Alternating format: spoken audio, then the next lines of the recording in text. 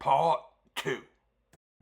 The Crusaders were trying to figure out how to cross the river when some Bedouin travelers told them about a ford a few miles upstream, or is it downstream, where they could easily cross over.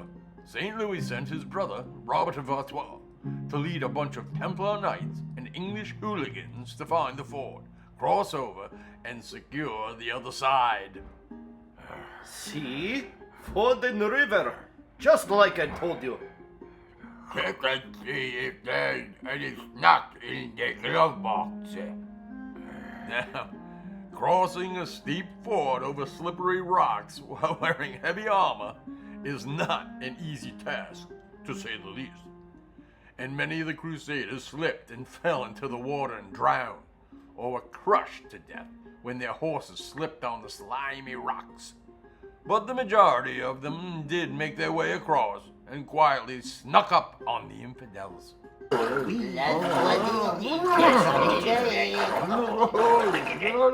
Louis gave his brother specific instructions to cross the river, secure a beachhead, and wait until the rest of the army could build a bridge and cross over before any attack on the infidels.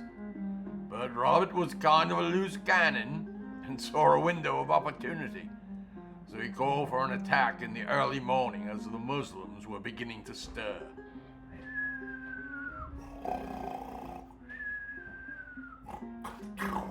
Damn it, Abdul! Stop snoring! Robert and his French knights then took off to attack the infidels' camp. The Templars and English hooligans were like, what the fuck? But decided they couldn't stand by and let the dopey French knights get slaughtered. So they too disobeyed St. Louis' orders to hold steady and charged ahead. Aye!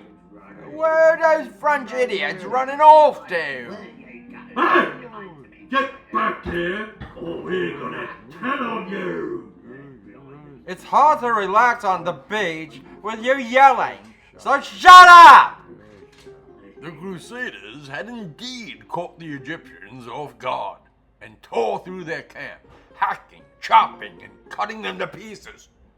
Even the Egyptian commander, Fakhr al-Din, was hacked to death after he jumped from his morning bath to join the fight. The Egyptians had no choice but to run for their lives and fled to the safety of Mansurah. Son of bitch! You have ruined my new shirt! Robert was feeling a bit cocky now and wanted to pursue the infidels inside the walls of Mansurah and kill them all. The Templars were like, hold on there, hotshot, and reminded him of his brother's orders to sit tight. But Robert just called them a bunch of homos and said that he and his manly French knights were going in, with or without them. The king said to wait for him, so wait for him. The king said you're a pussy, so you're a pussy. Meanwhile, the Egyptians that fled into Mansurah rallied under Mamluk commander Baybars, who ordered the soldiers to hide out on rooftops, in alleyways, and in small shops all across the city, and hold steady until the Crusaders arrived in pursuit, and an ambush could be unleashed upon them. How long for we wait? My fingers are being numb. I've been holding in third since we got here. I am turtle heading. Baybars purposely left the city's gates wide open for the Crusaders to come tearing into the city at full speed, only to find themselves getting stuck in traffic jams created in the narrow streets as more and more Crusaders poured in from behind and boxed them in with no way out. Excuse me. Oh, excuse me. Excuse me. Hey, excuse me. Excuse me. The Egyptians, hiding on the rooftops, then began to bomb the Crusaders from above with rocks, boiling oil, large wood beams, and dog poop, while foot soldiers ran from shop to shop and house to house and stabbed the Crusaders in their backs or their horses in the belly as they ran past. Ew! That ain't poop! That's gross! I have hand sanitizer in my tent! I'll go get it! You guys wait here! The Crusaders were being routed in the ambush, and knights fled the city and jumped into the Nile to try and swim to safety, but drowned under the weight of their armor. Robert was killed, as were most of the French knights and English hooligans, and only like 5 out of the 300 or so Templar knights that accompanied them survived.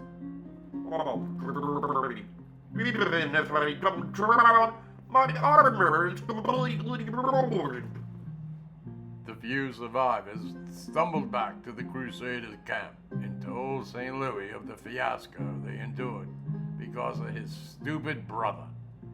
Knowing the enemy were all inside the city, St. Louis quickly ferried a brave unit of crossbowmen to the other side to protect engineers as they hurried to build a pontoon bridge to allow the Crusaders to cross the Nile. I keep on getting whiffs of shite. Did you step in crap? No, I ain't stepping it. It's all contained in me underwear. The Egyptians then came charging out of Mansourah to attack the bridge builders, but they were held back by the crossbowmen, allowing the pontoon bridge to be built.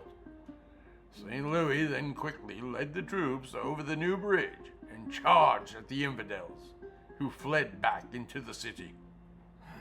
You're charging us $5 to cross the bridge? We literally just helped you build it. Oh, I'm just doing my job here. Blame the government. the Crusaders chased the infidels to the gates, but St. Louis knew an ambush awaited them in the city and called off the attack and declared it a Crusader victory because the infidels all chickened out and ran away like pussies. But it wasn't a joyous victory because so many Crusaders had been killed. I am sorry about your Crusaders that died today, but honestly, most of them were back to shit. We? The Crusaders set up camp outside the walls of Mansourah and began siege preparations. But Baybars was a crafty little fucker and had his men sneak hundreds of small boats over land past the Crusaders' encampment and launch them up, or is it down, the Nile to intercept and destroy Crusader ships that were bringing wounded soldiers back to Damietta. Hey, get off that yardum! If you slip and fall, you will hurt yourself for sure! Oh, look, a goldfish! The infidels then attacked the Crusaders' supply ships as they sailed up, or is it down, the Nile, killed all the crew and stole all the food and stuff on board, leaving St. Louis and the Crusaders camped outside of Mansourah bereft of any clean underwear, food to eat, or medical supplies needed to treat all the weary, wounded Christian soldiers. So say you! You can't even conjure up a bologna sandwich! Oh Lord, it is me, Louis. Please deliver us some sandwiches. Don't forget the pickles with them sandwiches. The Egyptians had the Nile under their control and began to harass the Crusaders by sending Turkish mercenaries into their camp to skirmish with them.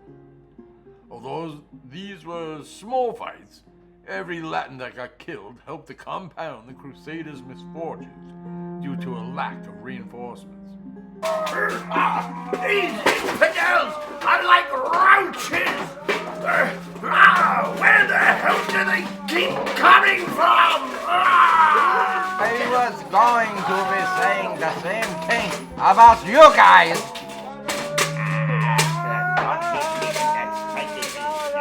I'm really a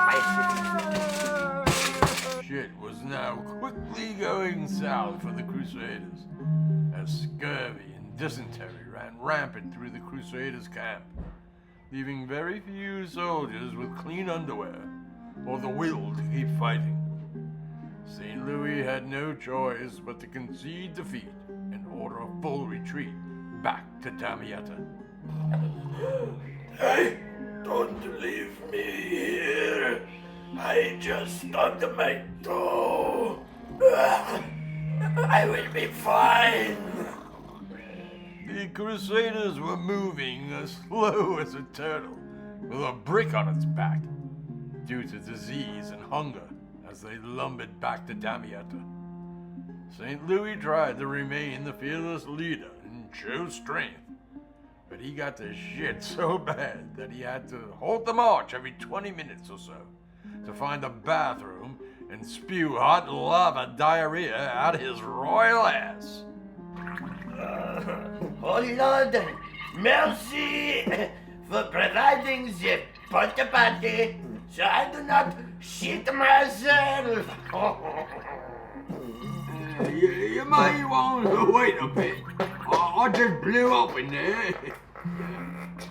While St. Louis was busy crapping his brains out in his poop tent, the infidels, who were following the Crusaders from behind the whole way, unleashed an attack on the rear guard of weary Hospitaller knights and killed hundreds of them, which opened the pathway to St. Louis himself.